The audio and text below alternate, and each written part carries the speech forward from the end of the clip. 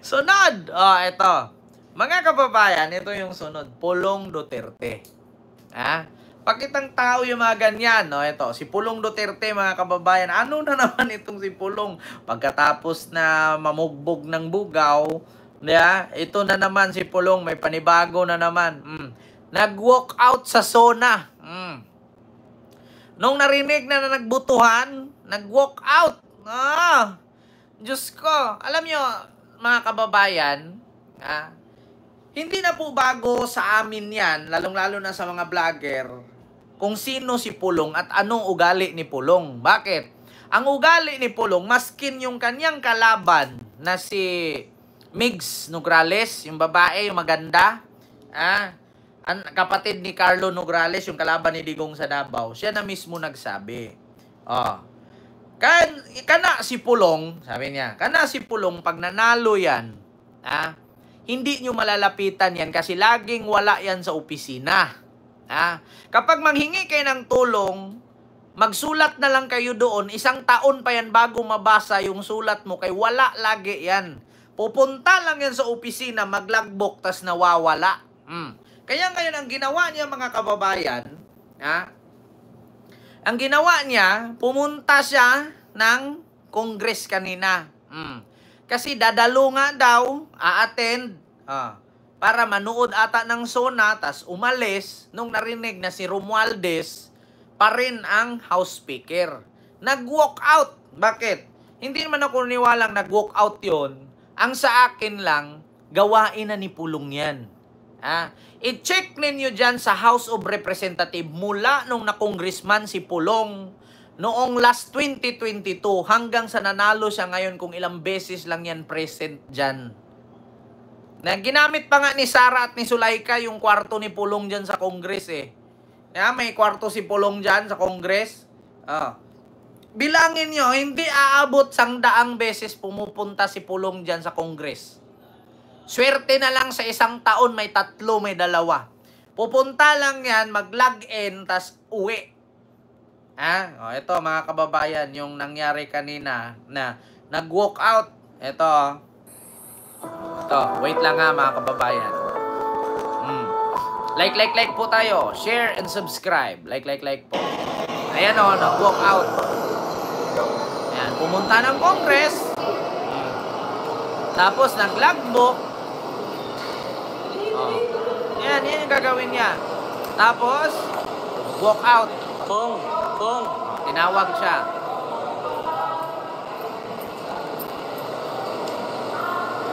Ayun na, walk out na. Umuwi na. Ma'am Solita Estrada, Miguel of shoutout at salamat po ma'am sa yung super sticker. Ayun, umuwi na. Palabas. Diba? Yan ang sakit nila, mga kababayan. Yan naman talaga ang totoo. Ano bang ginawa nila? Ma'am Solita Estrada, maraming salamat po. Diba? Pagkatapos, hindi pa nag-umpisa yung SONA, nag-logbook, tapos uwi. Ganyan po sila, mga kababayan. Tapos sasabihin ninyo na ito pa. Pakinggan ninyo si Pulong. Bukod dyan sa nag-walk out sa mga kababayan, ito po ang dahilan kung bakit daw siya nag-walk out. Kasi wala daw laman lahat ng sinasabi ni PBBM, kasi wala daw laman yung ulo. Magaling lang daw sa English pero wala daw laman. Ito. Apat na State of the Nation address ni Pangulong Ferdinand Bongbong Marcos Jr. Inihayag ni Representative Paulo Duterte ang kanyang kritisismo sa talumpati ng Pangulo. Naani ay walang laman ang aasahang SONA ng Pangulo. Dagdag niya, magiging gaya lang ito sa mga nakaraang SONA ni PBBM. Maganda ang mga salita, ngunit walang totoong laman. Bago natin ituloy mga kababayan, kumusta naman yung SONA ng tatay niya? Na walang ibang bukang bibig kundi war on drugs, war on drugs. Bakit? Hindi din ba maganda ang salita ni Digong noon, Pulong? Na mag-increase or mag-reduce ng 7 pesos per kilong bigas, na tupad ba? Tanong ko lang, Pulong, Yung tatay mo ba noon, di ba, pag nagsuna yon nagbabasa, ang ganda ng patutsada, banat dito sa mga negosyante, banat doon sa ABS-CBN, banat kay Lusyutan, banat kung kani-kaninong kalaban niya sa politika. May nangyari ba? May natupad bukod sa war on drugs? Di ba? Asaan yung sinasabi ng tatay mo na gawing 7 pesos per kilo ang bigas? Natupad ba? Alam niyo minsan mga kababayan, akala siguro nito mga Duterte, tulog tayo. Akala nito mga Duterte, nakapikit tayo at ulyanin tayo. Si Digong lang na tatay ninyo ang ulyanin at mamamatay na. Pero kami mga Pilipino, hanggat buhay kami, hindi namin makakalimutan ang kapalpakan ninyo. Di ba? So expect na to nga maunang new normal, way sulod ang zona. Promise na siguro gyapon. Mo gyapon na. Kanang tawhan na, how draw naman in English? Kabalo mo ng tao nga tangke ang ulo. Anaon mo ba? May sulod. Nagbigay rin siya ng pahayag hinggil sa pananaw ng Pangulo sa problema ng pagbaha sa bansa. Dapat siguro dili yung nanan tubag. Dapat permi ang gobyerno, ang public servant, is always ready kung na yung anak na matabang sa mga tao.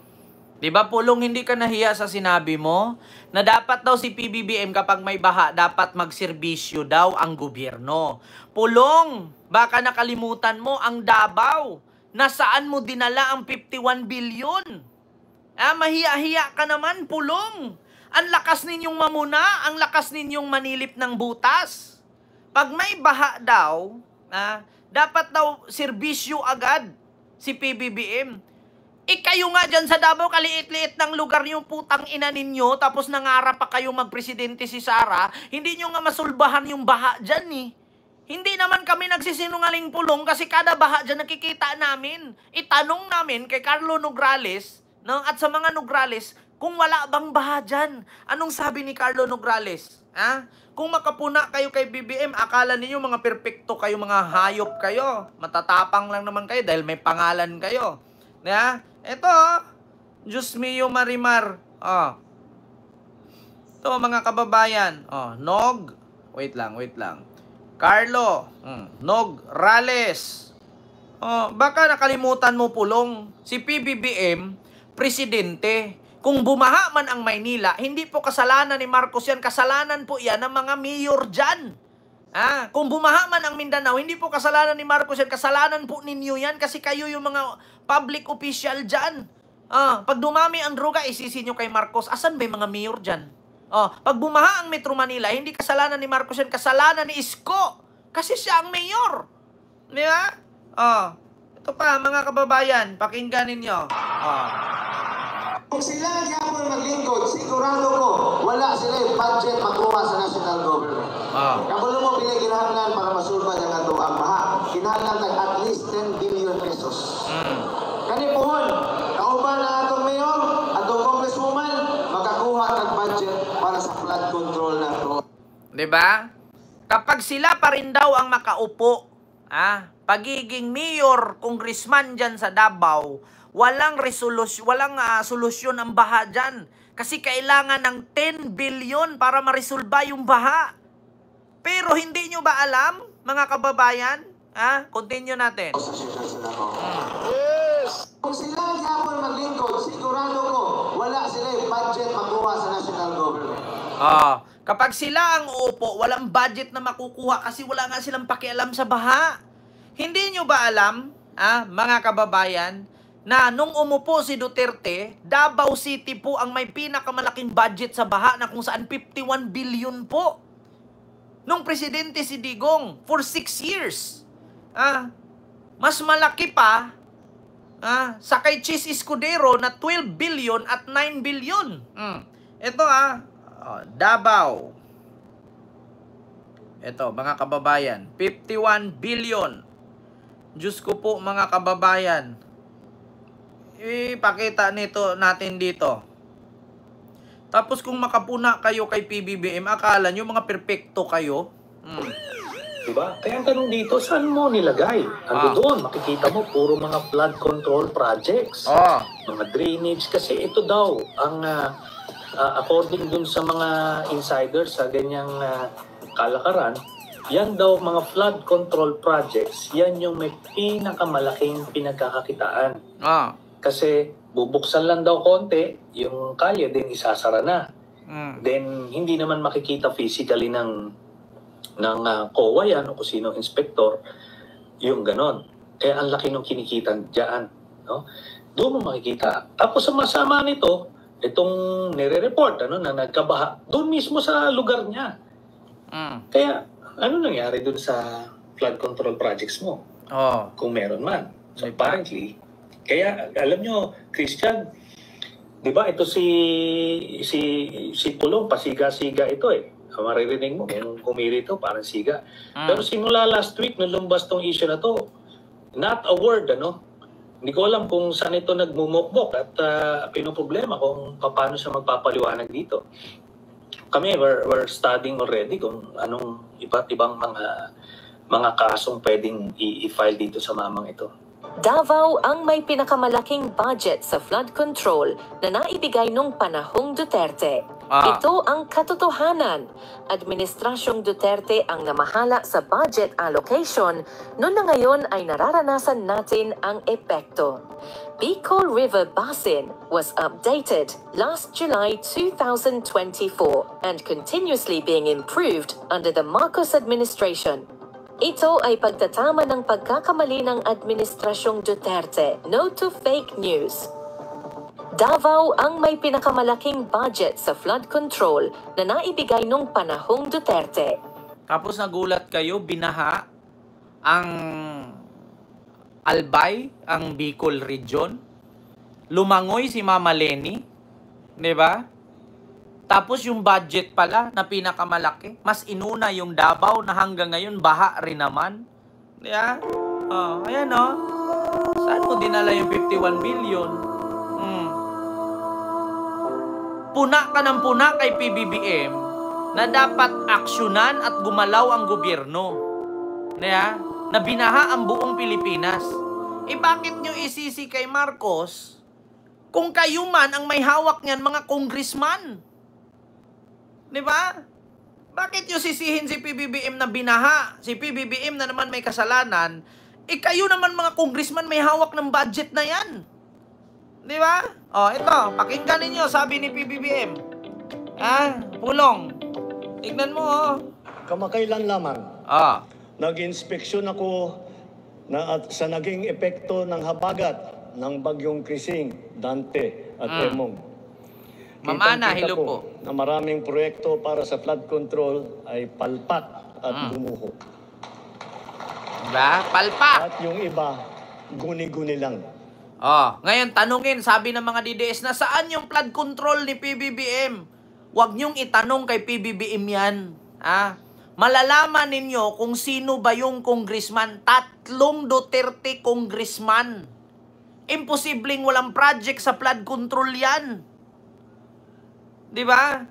Tapos isisi ngayon ng mga DDS, saan yung budget PBBM sa flood control? Ngayon sinabi ni PBBM na hinikayat niya ang DPWH na hingiin ang listahan sa mga lugar na nasalanta ng bagyo or baha kung saan napunta ang budget dyan.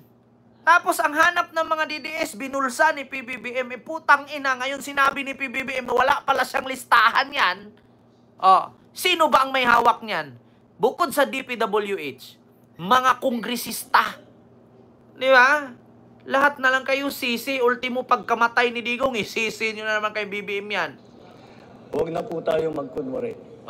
Alam naman ng buong madla na nagkakaraket sa mga proyekto. Kakaraket, di ba? Mga kickback. Mga initiative, data, SOP, for the boys. SOP. Kaya sa mga nakikipagsabwatan upang kunin ang pondo ng bayan at nakawin ang kinabukasan ng ating mga mamamayan. Mahiya naman kayo sa inyong kapwa Pilipino. Mahiya naman kayo, Pulong. Kaya nag-walk out. Kaya umalis. Sinabi kasi ni PBBM, mahiya naman kayo. Mahiya naman kayo sa mga kabahayan nating naanod o nalubog sa mga pagbaha. Mahiya naman kayo lalo sa mga anak natin na magmamana sa mga utang na ginawa ninyo nang binulsan nyo lang ang pera. Yeah. Kaya walk out si Pulong. Napahiya. Yan, nagtayuan lahat, Alam na alam kasi ng mga kongresista kung sino. Para hindi na maulit. So that this will not happen again. First, the DPWH will immediately submit to me a list of all flood control projects from every region that were started or completed in the last 3 years. Diba? Nanginginig si Chis Escudero habang nasa taas ni PBBM. Yeah? Nanginginig siya doon. Bakit? Saan napunta yung 142.7 billion na yan para sa flood control? Yeah? Mahiya naman kayo. Walk out si Pulong. Hindi na kaya. Yeah? Nag-walk out. Ngayon, mga DDS, yung hinahanap ninyong 500 million ba yun or 500 billion na sinasabi niyong flood control na yan. 5,000 flood control project daw. Bakit nyo hahanapin kay Marcos kung si Marcos ay wala palang hawak niyan? Diba mga DDS, maputang ina yung mga fake news kayong hayop kayo? Kaya nag-walk out si Pulong. Umalis. Bakit? Wala walang may pakita Yeah? Walk out. Sunod, ito pa. Second, the Regional Project Monitoring Committee shall examine that list of projects and give a report on those that have been failures, those that were not finished, and those that are alleged to be ghost projects. Mga ghost project daw. And third, we will publish this list. Ipopubliko pa. Nako, malalaman natin kung sino mga congressman sa lugar na yan. Isa sa publiko natin ang listahang ito. Nako po. Kaya ang publiko na saksi sa mga proyektong ito ay malayang suriin ang listahan. At magbahagi ng kanilang nalalaman para makatulong sa ating investigasyon. Nako! Ang daming magsasabi niyan dito sa lugar namin, PBBM. Ito po si Congressman. Ang lalim ng tubig, ilang paninilbihan na yan, ilang taon na yan, ilang termino na yan pabalik-balik. Uupo lang, lumalaki ang tiyan, gumanda ang bahay, dumami ang sasakyan. Nagkaroon ng mamahaling relo. Nako, sabi ko sa inyo mga kababayan, iba si PBBM. Pag nagsabi yan, bukas agad-agad yan. Hindi katulad kay Digong.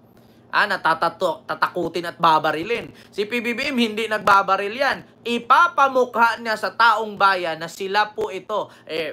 Pag ilabas, tandaan ninyo next month daw, maraming makakasuhan. Ito pa. Tandaan ninyo yan. At the same time, there will be an audit and performance review regarding these projects to check and make sure and to know how your money was spent. Di ba? Tignan ninyo. Sa mga susunod na buwan, makakasuhan ang lahat ng mga lalabas na may sala mula sa investigasyon. Pati na makakasuhan sa sunod na buwan kung sino man yung mga politiko na hindi ginamit ng ayos yung pondo. Nako, sabi ko nga sa inyo mga kababayan, pag sinabi ni PBBM yan, ay, kapalan ko talaga ang mukha ko dito at basahin ko talaga isa-isang pangalan kung sino yung mga kongresista na yan, mga senador na yan, mga mayor na yan, na may mga pondong ganyan, pero lubog kayo sa baha. Sorry to say, Quezon City. Sorry to say. At Manila. Hindi ko sinabing si Yorme. Si Hani Lacuna. Kasi kakaupo lang ni Yorme, binaha agad. Naku po. DPWH. Ang pinakamaraming baha, Bulacan, Quezon City, Manila. Marikina, hindi naman natin makaligtaan yan kasi nandyan yung ilog. Pag tumaas yung ilog, babaha talaga, pati Pasig. Kumusta ang Quezon City? May ilog ba dyan? nako, mga kababayan, ito pa. Ang mga kasabwat na kontratista sa buong bansa. Ano daw? Kasuhan ang lahat ng mga lalabas na may sala mula sa investigasyon. Pati na ang mga kasabwat na kontratista sa buong bansa. Makakasuhan ang kasali sa korupsyon at yung mga kasabwat na kontratista sa bansa. Sino-sino ba yung mga kasabwat dyan? Nung panahon ni Digong, nako, mga kontratista daw. Nako, Sara, nako po, good luck na lang sa'yo. Kasi makakasuhan daw yung mga kasabwat. Nako po. Oh my gosh. Kaabang-abang ito, mga kababayan. Kaya si Pulong, hindi natiis, walk out. Diba? Walk out. Nako. So ito pa, sunod, mga kababayan. Ano nga ba itong sunod?